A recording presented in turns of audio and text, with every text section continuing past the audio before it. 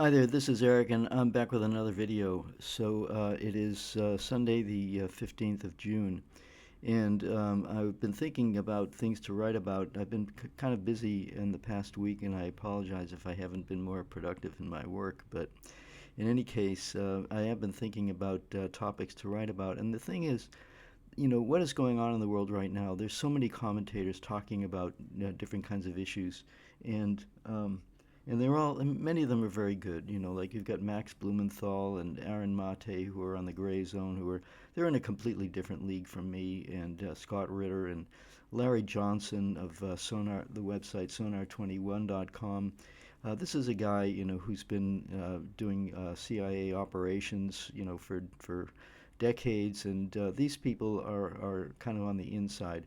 Who am I? I'm just this lowly little guy who, studied Zen for a few years, and I just kind of look on quizzically and try to figure out what the hell is going on. But what I wanted to talk about, and I was just inspired by the fact that we had something called I think it was the 25th, 250th anniversary of the U.S. Army, and I saw some videos of the U.S. Army of the parade, just some really short clips of some guys in green, and they were marching down the street. And I've seen Soviet Union and Russian Russian Victory Day parades, and they just put the U.S. to shame. I mean, these guys, they get fancy uniforms. They're dressing just like just so completely in sync, and the Americans they're just marching down there. They're kind of sloppy, and it's like this is 250 years. So I want to title this talk "Empire on the Cheap," and and I'm gonna give you a sneak preview because right now we are fighting two wars, which we're not really fighting them. This is it's Ukraine and Russia. They've got this problem between them. These guys, and they're just guys in a schoolyard, brothers fighting it out. And I mean, it's so sad. And we're just looking on and bewilderment about why this happened, and we're trying to straighten it out for them. And then you've got this other situation in Iran, where we won't even talk about the dangerous Hamas, going to destroy Israel, and so with what weapons? And so the Israelis have decided that they're going to attack Iran, because Iran is for the last 30 years has been on the verge of creating a nuclear weapon in the next week. So let me repeat that. For the last 30 years, they've been talking about Iran creating a nuclear weapon in the next week. So they finally got their act together, and they finally did it. And now from what I can tell, they're getting their ass kicked. So, but the U.S. has nothing to, the U.S. They didn't know about it. Well, we did know about it, but we didn't know about it. And Mark Rubio says we didn't know about it, and Trump says, yeah, we knew everything. And you can't get a straight story from these people. But what I want to do is call this kind of like this. That's the prequel, or to the sequel, you could say, to the topic at hand, which I call Empire on the Cheap. So here you have this country where you have a bunch of people who came to North America. They came mainly from England and Netherlands and Germany and places like that. I'm not going to talk about the Spaniards and the Portuguese and their role in South America. I'm just going to stick to what became the United States. So you had this group of Northern Europeans, and especially the British, and they came. The first, the story where we're told is there's this guy named Cotton Mather, who is the head of the Pilgrims in Boston, and I came from I grew up in Boston, actually. So I'm pretty familiar with this situation, and the story was the Pilgrims come there, and they're escaping religious persecution, and they sound like they're kind of a radical, rather weird religious cult. which didn't get along well with the British government, which is understandable because the British government has been ruled by I won't I try to use polite language. The royal family, let's say they're not the friend of the British people. Let's just put it that way. They may say that they are, but they're really not. And if you do anything that crosses them, you're going to get sent to Australia, which is like, Australia in 17th century England is like Mars. It's like they're sending you to the other another planet because you stole a cow because the British taxed you to death and they took your cow away from you, and you'll be damned if you're going to let them steal your cow. So you take your cow back, and then as punishment they send you to Mars. This is British society.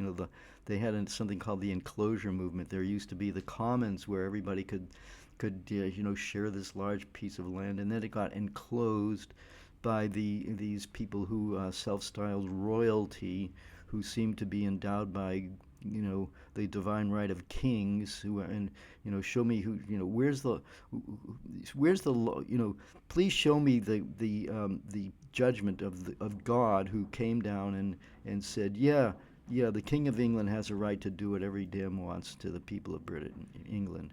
And finally, a bunch of English people said, "The hell with that." They came to North America, and one of them, of course, was Thomas Paine. I think he was based in Boston, and he wrote a book called Common Sense. And he's basically saying, we don't need these kings to rule over us. We can figure it out for ourselves. And so the concept of democracy was nurtured, and and then you had, but the issue there also was that you had within the U.S. It was not the United States at that time. It was within the colonial, groupings.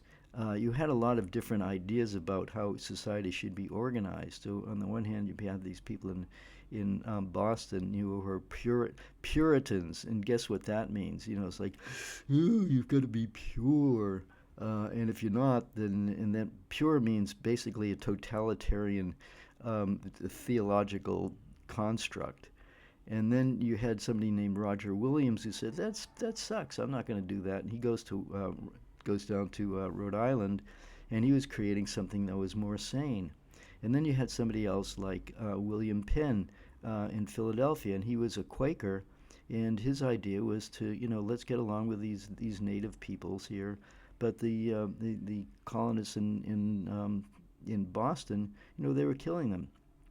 So, but so the American Revolution is fought, and it's fought by the people who actually did the real fighting were the average person, and they were conscripted, or they decided they really wanted to fight, and and eventually, with the help of the French, they were able to defeat the British military. I should mention parenthetically, by the way, speaking of evil empires, that the Russian Empire actually was against the whole British project and colonialism, and so they were doing business with the American colonists during the Revolutionary War, supplying them with critical supplies, which helped them to win the Revolutionary War, which is one of the reasons why England hates Russia, because Russia's always interfering with their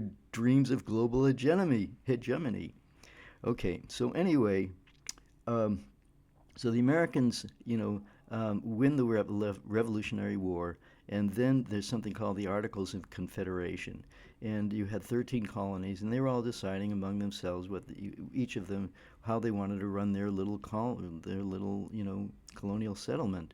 And some of them have slaves, and some of them don't, and some of them, there's sort of different ideas about how that should go. And but at a certain point, the slave owners and the wealthy businessmen say, this is ridiculous.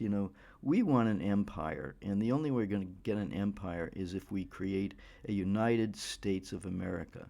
So they create a constitution which disempowers 95% of the population. So if you are not a landed gentleman, a landed white gentleman you were not allowed to vote, which means that the whole idea of democracy was a farce from the very beginning. And of course, as time went on, they'd get pushback from the people, and it was back and forth. We've basically been in a civil war between the super rich and the average people, going back to the American Revolution and the U.S. Constitution. That's basically what's going on. Okay, but anyway, so getting back to the issue of the empire, so you got this group of slave owners and wealthy business people, and they're saying, look, we got this huge continent here with all these resources and forests and all this stuff, and but there's just one little problem. This is like there's some other people here, and the fact that they have the idea that they have some kind of ownership rights to it makes them merciless red-skinned savages, which is how they're described in, I think it's the Declaration of Independence. So we got to get rid of these people, and so that over the course of 100 years, more than 100 years, going up to around 1900, from let's say 1760s to 1900, there's periodically going through the North American continent, finding these people, marginalizing them, signing treaties with them, breaking the treaties, assassinating the people, giving them smallpox-ridden blankets to kill them en masse through biological warfare, using their superior weapons to push them back further and further and further, and eventually we're at the point now in the North America where the original native peoples who were here, centuries or millennia before the white Europeans were here, they're pushed off into what are essentially detention camps, or they're in the, if you're really lucky and you're really smart, yeah, you might be able to kind of make it into the sort of middle class, maybe. But so they run out of continent, and then there's a problem. What are we going to do now? So they say, okay, let's think of some other. Let's pick on some entity that. I got to back up here. So in the mid 1900s, mid 1800s, there's this whole North American continent there, and so I think it was I think it was Thomas Jefferson bought this huge area called the Louisiana Purchase, which is this huge swath of land going through the whole center of the North American continent. He bought it for $3 million, which this is what I call empire on the cheap. Now, granted, inflation took place since then, and in 1867, William Seward said to the Russians, "Hey, you got this land up there called Alaska. It's kind of hard for you to administer. How about we'll take it off your hands for $7 million," something like that. And they did, because the Russians at that time were foolish enough to have just gotten, said, "Okay, you can have it for $7 million." But then they run out of continent. I forgot. And then you got Mexico. So, and I'm telling me, I think a lot of people, they just, you look at these videos on YouTube and they ask you questions about U.S. history or anything. People are totally clueless. It's really unbelievable. But anyway, so that's why I kind of go through this stuff. I apologize to those of you who actually know about this. But maybe you can pass it on to some of your, less than an Einstein genius endowed, friends, what actually your country is all about.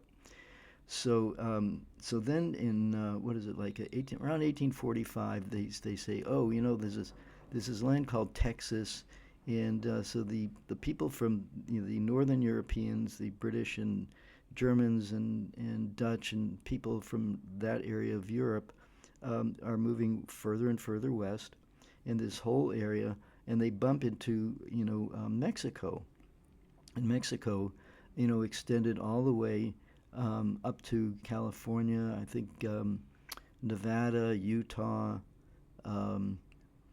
Arizona, New Mexico, and all those areas were actually Mexican.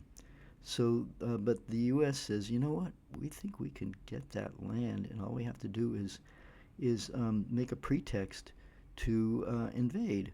So they, sure enough, they made a pretext where some Americans, quote unquote, gringos, um, stage an attack, and they blame it on the Mexicans. I think they're dressed up as Mexican soldiers, and they attack. And they say, "Oh, you guys attacked us," and then they basically steal half of Mexico. So that was not too difficult. And at the time, Abraham Lincoln, no less, and and Henry Thoreau, people who did have some kind of social conscience were saying, "Wait, no, wait a second, that's not really fair."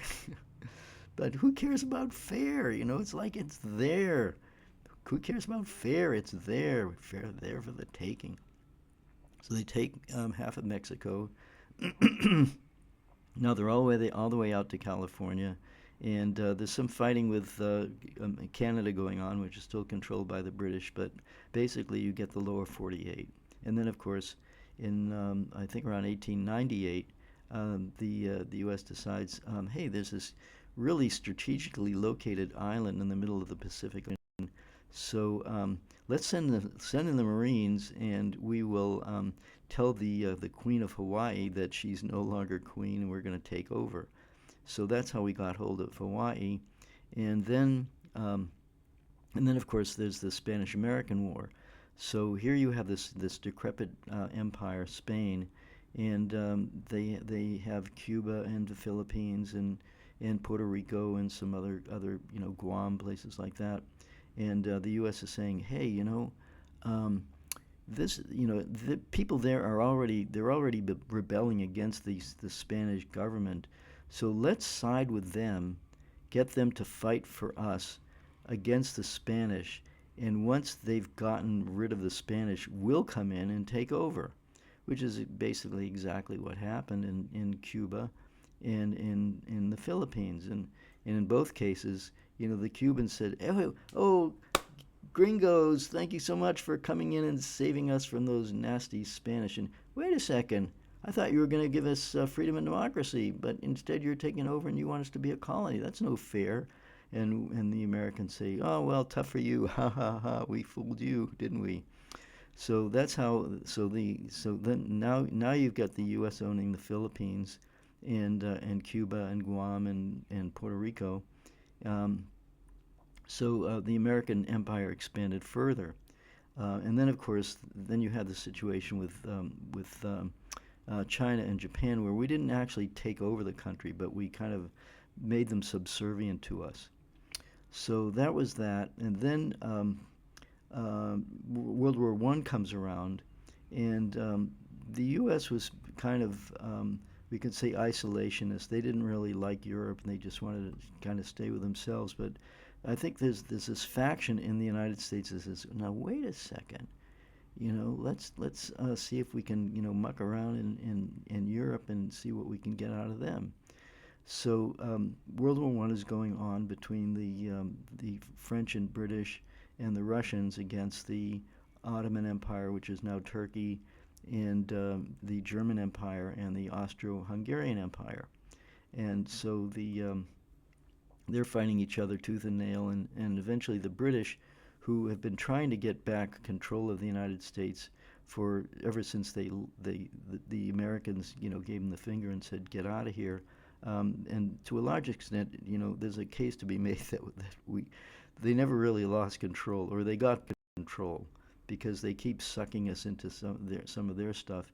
But to me, it's a question of, are we just dupes of the British, or are we using the British? Or it's very hard for me to untangle exactly what's going on there. But in any case, after World War One, the U.S. Goes into Europe. I think it was like in 1917, 1918. The war had been going on for years.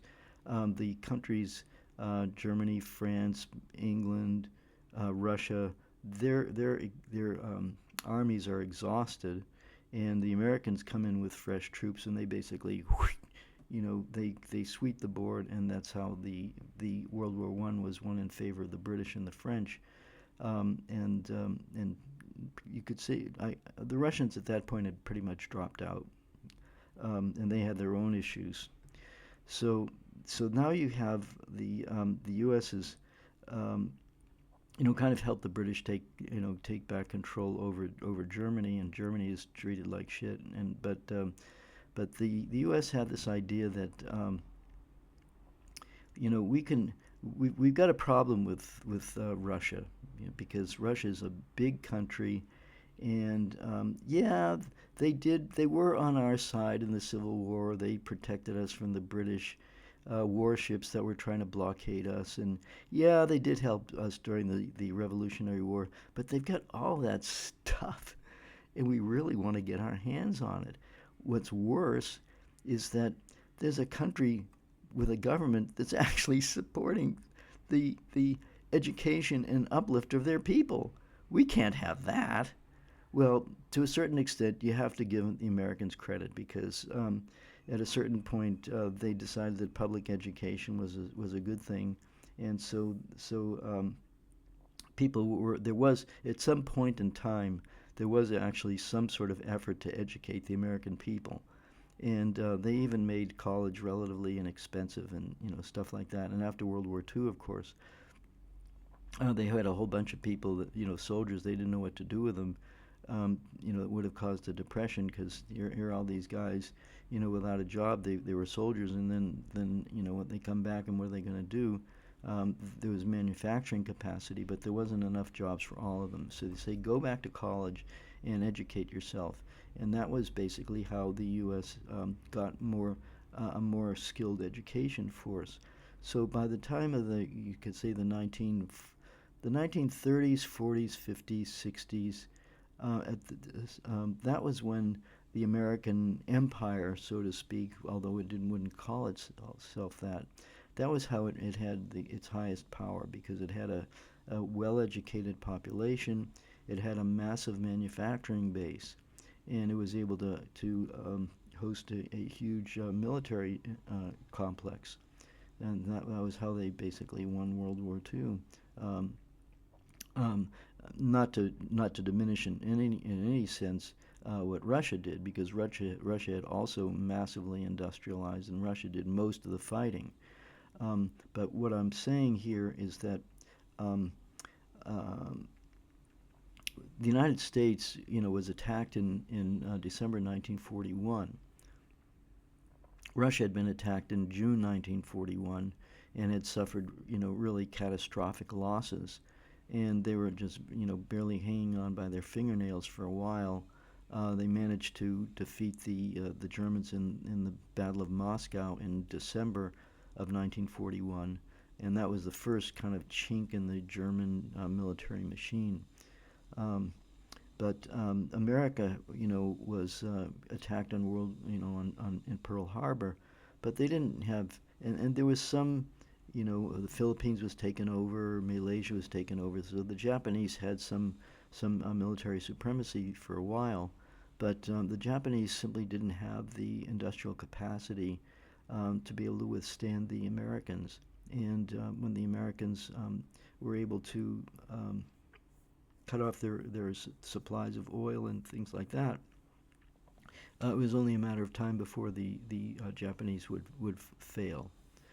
So so World War II ends basically with America defeating the Japanese. Now they pretty much control all of East Asia.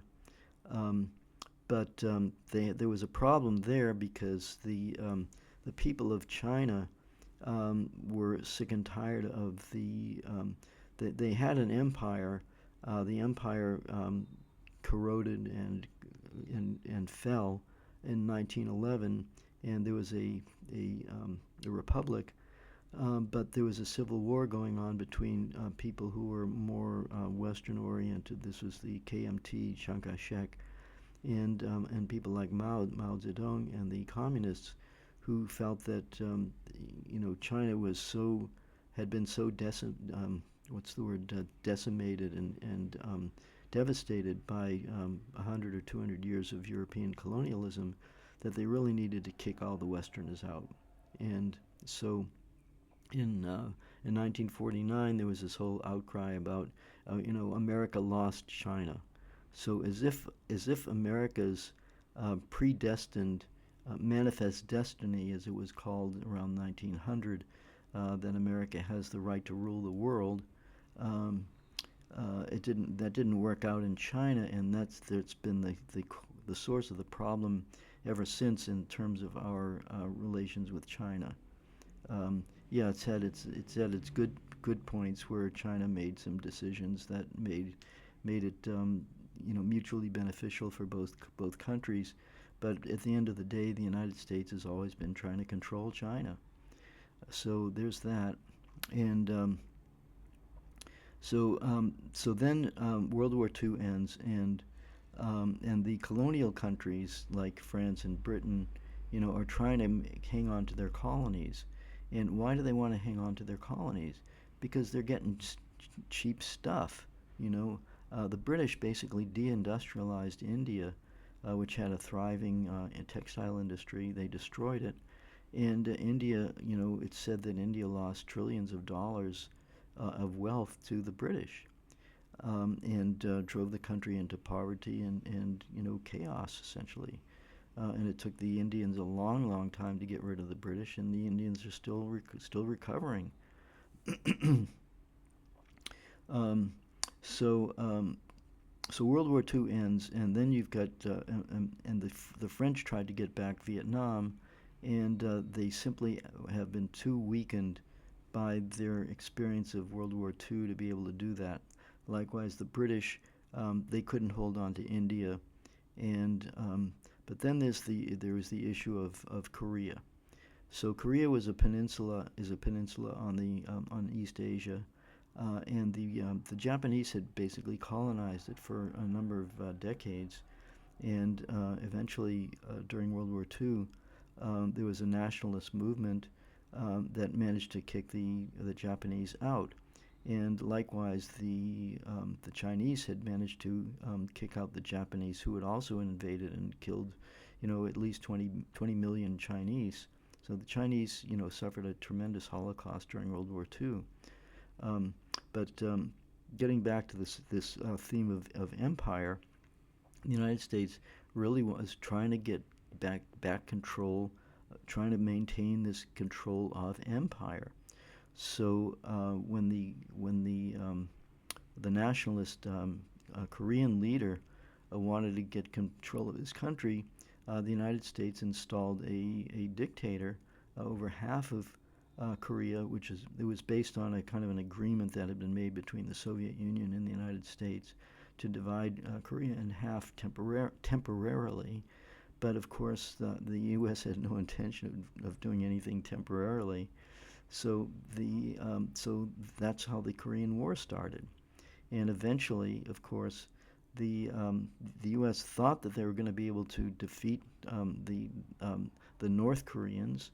They had South Korea under relatively speaking, under their control, and then the Americans made the mistake of marching all the way up to near the border of China, and at that point, the Chinese, who had just barely won their civil war against the Kuomintang, who were the Western-oriented wing, and I would dare say fascist wing of Chinese political culture. Um, they the Americans thought that they could defeat Korea, and they thought they could beat China, but China's basically peasant army. They lost, many more Chinese fighting to get the Americans out of North Korea. So that whole war took place, and as a result, you had Korea, which is still divided to this day. Then they decided, okay, let's go after Vietnam. We can't allow, the dominoes to fall, and the commies are going to take over, and we're going to lose. It's not so much the commies are going to take over and institute totalitarianism. They're going to take over the resources that we want for cheap. That's what we really want. We need cheap resources. Okay, so we go into Vietnam and we think, we can, these people, they wear black pajamas, they're wearing flip flops.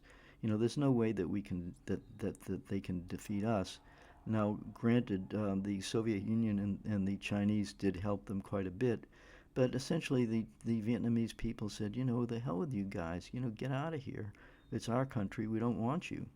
So the Americans were eventually kicked out, and that was now that this is very important because I was part of the peace movement at that time, and we were told the commies are coming and we got to do something about them. And I'm just thinking, man, they are 10,000 miles away from me. No Vietnamese has ever threatened me. I do not buy this bullshit about our need to go and fight, you know, dragons 10,000 miles away. I'm just not going to do that. So, and what happened was because there was such a powerful anti-war movement, the U.S. government decided, okay, and this is where I'm going with all this. So they decide, okay, we're not going to draft people anymore because we realize that the American people they're dumb. They're dumb enough to allow the government to do all these terrible things, but they're not dumb enough, most of them, or enough of them, to actually fight these stupid wars. And that was what the Vietnam War anti-war movement was about. Hell no, we won't go. Um, People either left for Canada or they figured out a way to get out of the draft, whatever it was, and they just said we're not going to fight. So the U.S. decides to create an all-volunteer army. And how do you do that? Well, you deindustrialize the country so that there are no jobs, and then you tell people, well, you can either, sell drugs on the street or you can join the military and be all you can be, which means to be a mercenary, going around the world killing innocent people who never did anything to you. But that's going to be your new job. And, they dress it up in, flags and all this, you know, glorious, ideas of spreading freedom and democracy. It's like, it worked for a while. So it worked. There was something called the Vietnam Syndrome, where the American people said, enough of these wars. We really don't want this. But the people who run the United States, they're just absolutely desperate for war and empire. That is their reason for existence. So it was George H.W. Bush, who picks a fight with Saddam Hussein. Saddam Hussein is this guy, after World War One. After World War One, the Ottoman Empire is broken up, and the British had promised the British and the French had promised these countries that if you side with us and you agree to help us overthrow the Ottoman Empire, we'll give you freedom and democracy. But as soon as the war is over, they impose their will on Iraq and Syria, Lebanon, who else? Anyway, you get the idea. They basically took the Ottoman Empire and created new colonies. But these colonies were kind of restive. So, for example, I think it was in um, let's see, in 1922, the Iraqi people were up in arms against the British who had installed this king. I forget I think it might have been King Faisal. I'm not sure of his name, but anyway, they staged a rebellion against him, and it didn't work. But by 1953, I think it was, the Iraqi people, there was a leftist general, and you got to watch out for the military because you assume that they're going to be fascists, but sometimes they're leftists, and they actually want to have sovereignty over their own country, which we're seeing which is playing out in Africa as we speak right now. It's American people. The American military trained some of the leaders of these people who now said, "America, get the hell out of here." It's kind of cool. It's payback. But anyway, so here we are in Iraq in 1953, and they kick the guy out. They kick out the king, and they want to nationalize the oil, and that's no good. And of course, 1953, the Iranians um, kick out the Shah and have a democratically elected president.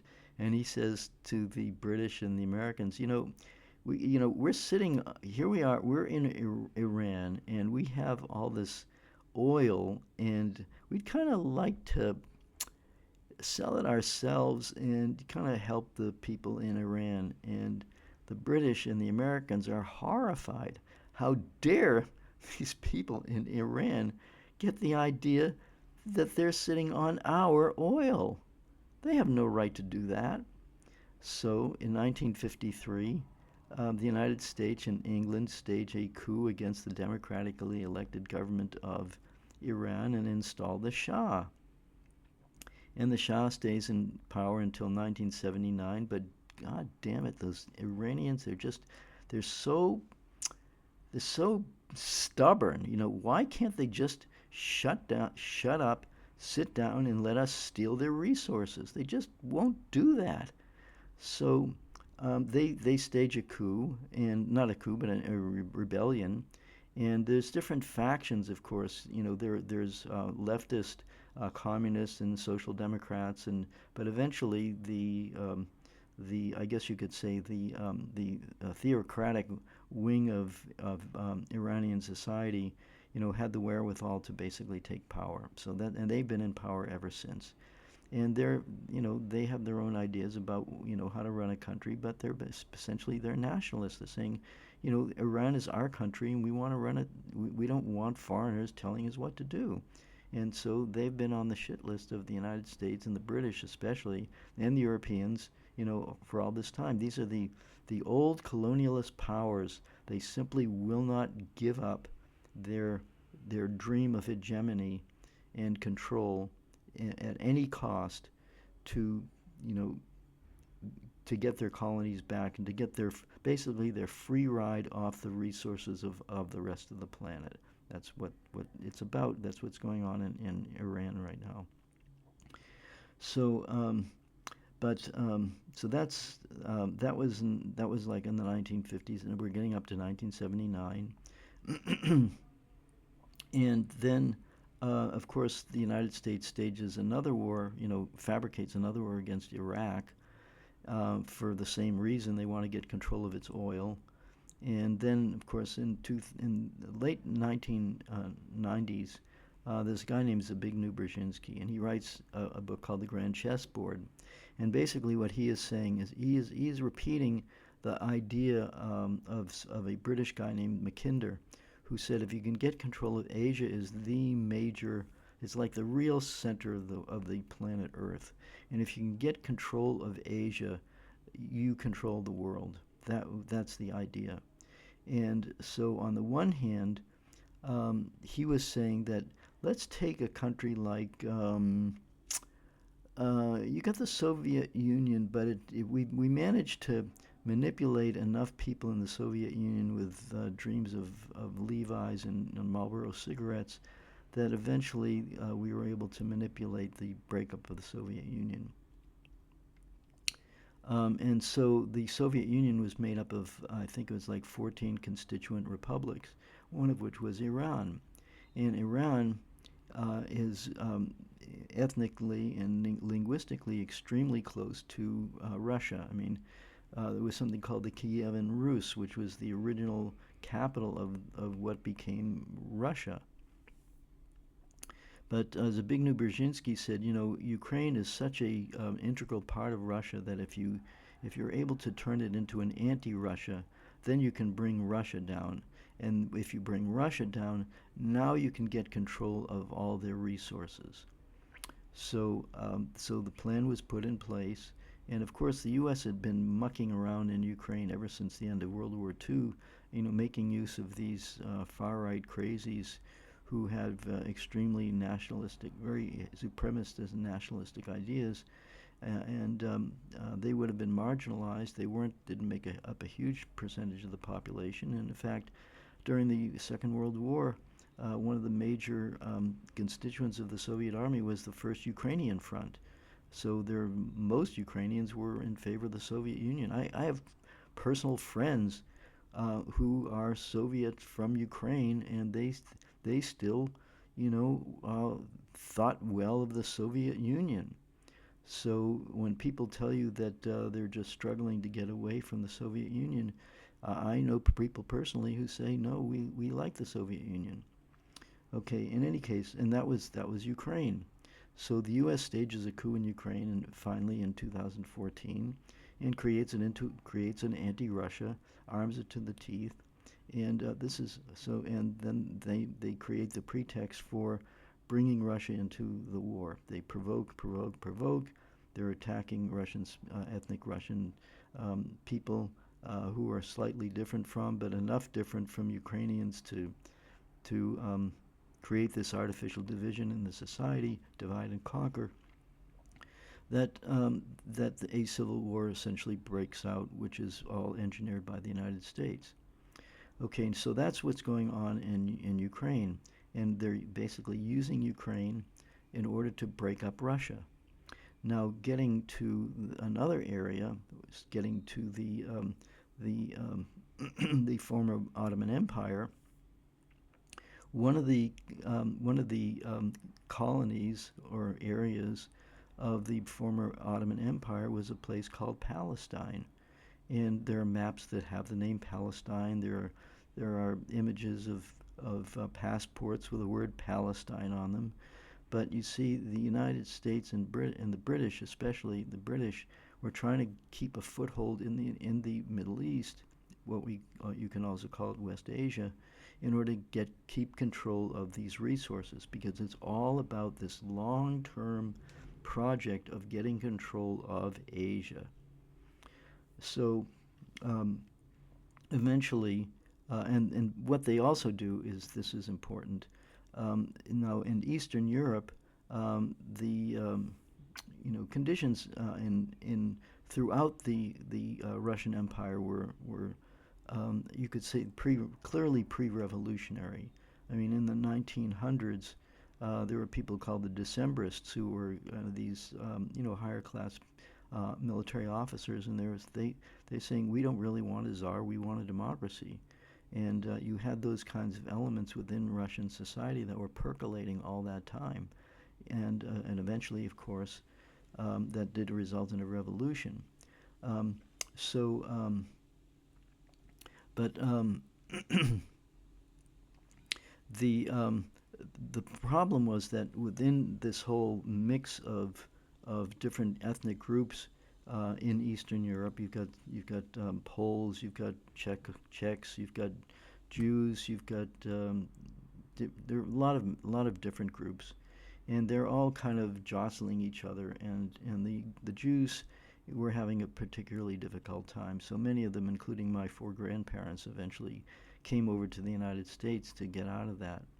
Um, but uh, the where was I going with this? The Jews had this idea that they wanted to have their own land. They just thought, we could go to America, or we could go, someplace else, but we really want our own country. And these were called Zionists. And so they created this movement called the Zionist movement. And the British said to these Zionists in 1917, tell you what, um, we will create a state for you. We'll create a homeland for you, so that you don't have to feel persecuted anymore. You can be the homeland for the Jews. And so that was the germ of what became Israel in 1917. And slowly but surely, Jews from Europe started flowing into this area called Palestine, and it was pretty rocky, I think you could say, because as their population increased, they were not the relations were were mixed, to say the least. There were some who wanted to get along well with the Arabs, but a lot of them really didn't, and they saw themselves as quite superior. So, for example, there was one particular guy named Zev Jabotinsky, and he wrote an article called "An Iron Wall," where he said we've got to create our own place and we've got to kick all these Palestinians out and get them out of our land. So this was the problem that was created with the land of Israel, the state of Israel. And after World War II, of course, there was tremendous push for a state of Israel because the Jews had suffered a Holocaust, and many of them didn't know where to go. And so the United Nations, with a big push from Harry Truman, who had apparently very large campaign contributions from wealthy Jewish contributors, and also the Soviets, who saw the labor Zionists. These were left-wing Zionists. They thought that they would act as a kind of a socialist bulwark in the Middle East to counter the Western imperialists. That was a miscalculation. So in any case, Israel was created. And so why am I bringing this up? I'm bringing this up because you have this progression of this country, the United States of America, where they start off with their continent, which is inhabited by people who are technologically inferior, and they realize that they can use that to their advantage to basically take over. And they use that same kind of technological superiority to take over country after country and to build up what became the U.S. empire, essentially. Taking over half of Mexico, taking over Philippines, and taking essential control of Cuba until Cuba finally, to a large extent, kicked them out. And then they say, okay, but we still have this craving for resources and for empire. So what are we going to do? And they basically started picking off these smaller countries that were far less able to defend themselves, like Iraq and like Afghanistan and Syria. And some of you may have seen the interview with Amy Goodman of Democracy Now! With Wesley Clark after September 11th, the September 11th attacks, which of course that was an inside job. It was basically designed to fire up the American people to re-invade the Middle East and take over the resources of the Middle East, country after country, small country after small country. He said we're going to get 7 countries within 5 years, and they got most of them, except there was one country that didn't submit, and that was Iran. So you got, on the one hand, you've got this country called Iran, which is it's too big to take out the way they took out Iraq or Syria or Lebanon or Israel. I mean, basically they stole Palestine from the Arabs, with a relatively small Jewish population that was far more heavily armed than the Arabs. That's how they got control of Israel. So you have this situation of this empire that is taking over country after country, but it hasn't. But what's happened is that with Ukraine, if you can't get enough American troops on the ground, who are you going to get to fight your wars? You got to convince some other stupid people to fight the wars for you. And that's exactly what they did with Ukraine. And this is exactly what they've done with Israel. Both of these countries are ruled by white supremacist, extreme nationalists who hate anybody who gets in their way, and they are the ones who are running those 2 countries. And the Ukrainians have been weaponized in order to weaken and take down Russia. Our own politicians say what is the purpose of this war? It's to weaken Russia. What happened in the 1990s was the Russians foolishly let their guard down. They thought, oh, freedom and democracy, great, come on in. And then, of course, what they didn't realize was they were going to get assets stripped and nearly destroyed as a country. But unfortunately, there were enough people who cared enough about Russia and Russian culture who rallied around this particular obscure bureaucrat named Vladimir Putin. And in the last, since 2000, he's held the country together and dramatically improved its whole economic situation and improved its military to the point where it's a really formidable adversary. And this is something that the U.S. absolutely had they really did not plan for this. Likewise, with Iran, they thought that by taking down Syria and Lebanon and Hezbollah in Lebanon and they thought they could take down the Houthis, because the Houthis are this little, Yemen is this impoverished country. We should be able to knock them off easily enough, and they weren't able to do that. So the empire is really having a difficult time now because the plan of planetary hegemony is really not working out. That's the point. They thought they could use Ukraine as a proxy, so they wouldn't have to send 100 or 2 or 3, 400,000 Americans to fight Russia, it was actually a plan at the end of World War II. Churchill had this idea where he was going to use 100,000 former German soldiers along with the British and the Americans to reinvade the Soviet Union and quote unquote finish the job. And that way they would be able to get rid of the commies and get control of Russia's resources, because that's how the British royalty, that's how they think.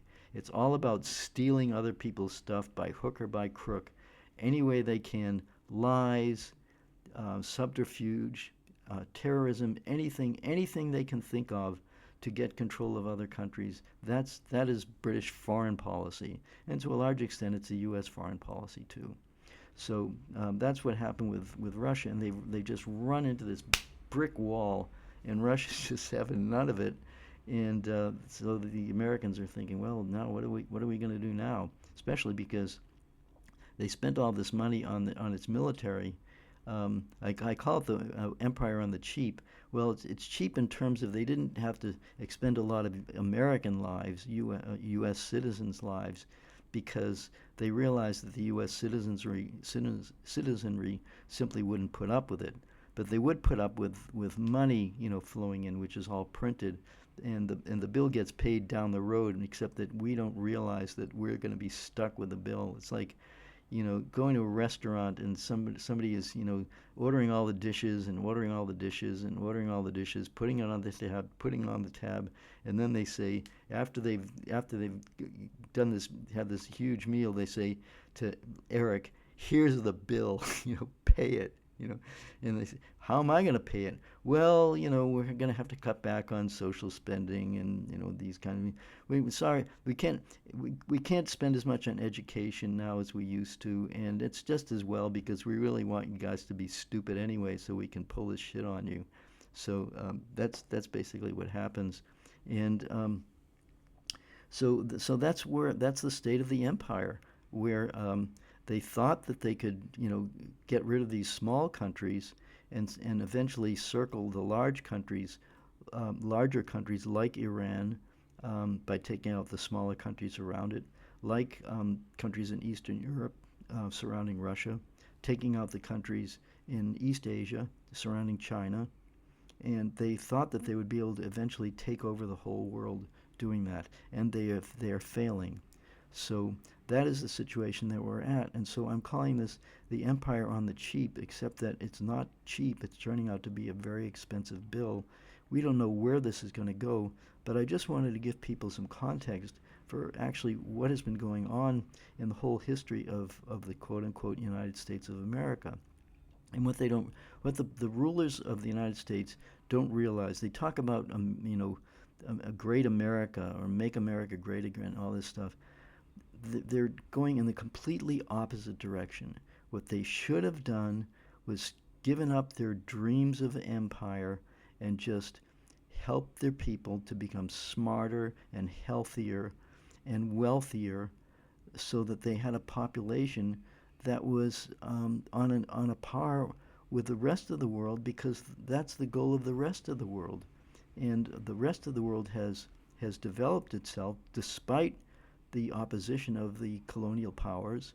And so they are defeating us in terms of technology, education, industry, all those kinds of things.